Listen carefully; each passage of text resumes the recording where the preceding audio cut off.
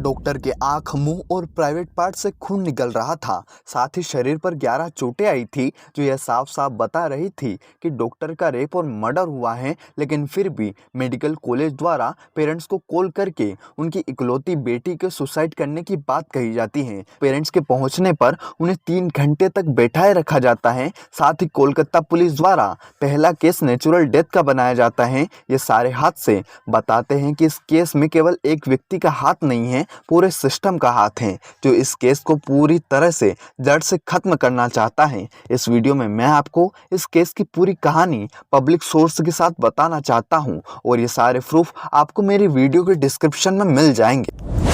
8 अगस्त को RG Kar medical college में 31 वर्षीय ट्रेनिंग डॉक्टर अपने 36 घंटे की शिफ्ट पर थी। रात 11 बजे वो अपने माता पिता से बात करती हैं और उन्हें गुड नाइट बोलती हैं और अपने आम दिनों की तरह मेडिकल राउंड्स लगाने लगती हैं। रात को 2 बजे उन्होंने अपने 4 जूनियर के साथ 3rd फ्लोर के सेमिनार हॉल में खाना ऑर्डर किया और टीवी में ओलंपिक देखने लगे, जिसमें वह नीरज चोपड़ा को सपोर्ट कर रहे थे। जैसे ही नीरज चोपड़ा का इवेंट खत्म होता है, चारों जूनियर वापस चली जाती हैं, लेकिन थकावट के कारण डॉक्टर वहीं सो जाती हैं और फिर उन्हें रात को 3 बजे एक रिपोर्ट दिखाने के लिए उठाया जाता है। कहते हैं उन्हें आखिरी बार जिंदा उसी समय देखा गया था। रिपोर्ट देखने के बाद ट्रेनी डॉक्टर फिर से सो गई।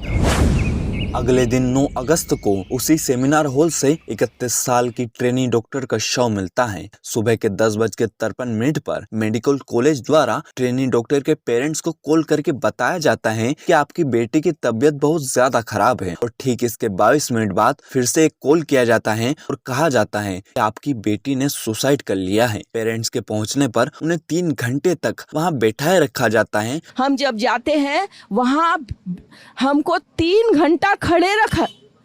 एक पेरेंट्स जिनकी बच्ची 31 इयर्स ओल्ड की ऐसी खत्म हो जाती है, उनको 3 घंटा खड़ा रखा और ये हाथ जोड़ती रही, माँ बाप हाथ जोड़ते रहे, हमें एक बार दिखाओ, हमारी बच्ची का मुंह एक बार दिखाओ। और बाद में उनके पिता से कहा जाता है कि केवल आप जाकर देख सकते हैं और केवल एक फोटो ले सकते हैं। जब उस पिता ने अपनी बेटी को उस हालत में देखा तो वो मानो टूट सा गया। और ये पापा अपने dead body of the girl जिसके मुंह में खून था, फोटो खींच के लाके मुझे दिखाते हैं।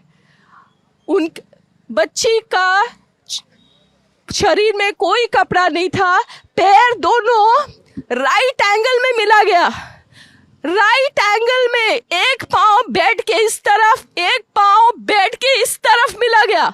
जब तक पेल्विक गर्डल नहीं टूटता है, इस तरह 2 पांव को नहीं चीरा जा सकता है।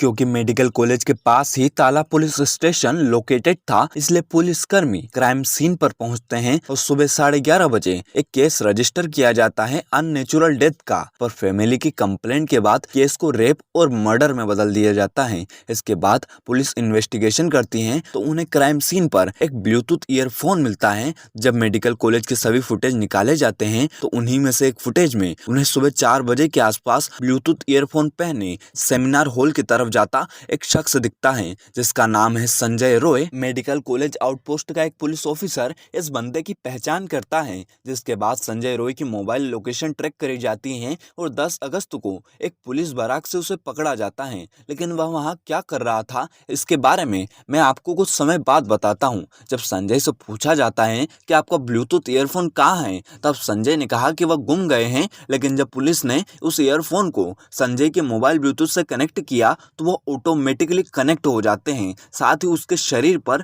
कई चोट के निशान और नाखून के निशान भी मिले हैं। कोलकाता पुलिस के मुताबिक संजय ने सब कुछ एक्सेप्ट कर लिया है, जिससे यह तो कंफर्म हो गया कि संजय रॉय पहला गुनहगार है। लेकिन आखिर ये संजय रॉय है कौन और क्या इस केस में केवल वही गुनहगार है या कोई और भी है? दरअसल संजय रॉय 2019 से कोलकाता पुलिस में सिविल वॉलंटियर था। सिविल वॉलंटियर एक तरह के कॉन्ट्रैक्ट वर्कर होते हैं। इन्हें ट्रैफिक नियंत्रण नियंत्रण व किसी भी आपदा के समय मदद करने के लिए रखा जाता है। इन्हें लगभग 12,000 रुपये महीना सैलरी दी जाती है, लेकिन ये पुलिस का हिस्सा नहीं होते। संजय रॉय अपने आप को कोलकाता पुलिस का ऑफिसर बताता था। यहाँ तक कि मेडिकल कॉलेज स्टाफ ने बताया कि वह यहाँ आता रहता था और कॉलेज के प्रिंसिपल संदीप घोष से उनके काफी खास संबंध थे।